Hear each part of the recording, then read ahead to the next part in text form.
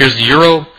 We did have the market breaking over a hand right there to the long side. There were two prices very, very close to each other, so two possible recent entries. If you will recall, right after the live event, I talked about the euro here. It never gave us a hand. It's nowhere close to giving us a weave, just a very strong uptrend. So we had a couple of hands on the way up, and a period of trending, another couple of hands on the way up, maybe another period of trending coming up. It goes this fast, folks. Also, there's no radical change here.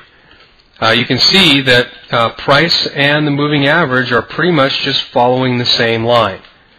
Okay, here's the British pound starting to get close to a weave. Okay, no weave yet. You can see that the moving average has crossed once, but again, it's not giving us the weaving in and out. Okay, we do have one hand there and one hand there. Okay, so the beginnings of the box. Here's the Canadian dollar. If you look here, we've got a hand from back here, which the market has broken through. There's also a hand right there. I don't like to go back more than about 3 to 4 weeks when I'm looking for a hand. So coming back into this one from late September, I wouldn't be looking at here or really anything back. Okay, the first part of October, even this one is starting to get pretty far back. This is one of those moves where, for the most part, it stayed right with the moving average, finally fell off right there. You got the wide range bar closing in above the halfway point for the aggressive trader, and then the bloody thing just took off. Okay, but at this point, nothing really to do. Here's a Swiss franc, same thing as the Canadian, solid downtrend, but also following the average price. Nothing really to do here. Moving along lockstep and in tandem. Finally, here's the Japanese yen. If you did manage to get the videos, there were two entries right there. At the time, had entry from back here as well. This one, again, just a little bit too far back. At the time, though, this was at the time of this entry. That one, this hand here was valid. Now, this is one that threw us for a bit of a loop. We had the radical change here.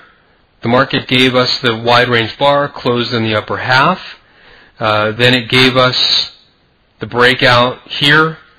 Market moved up, put us in a profit, and then pooped out. Stopped out here. Conservative traders took a little bit of a loss. Aggressive traders are probably right about break even. But this is what's typical about trending markets.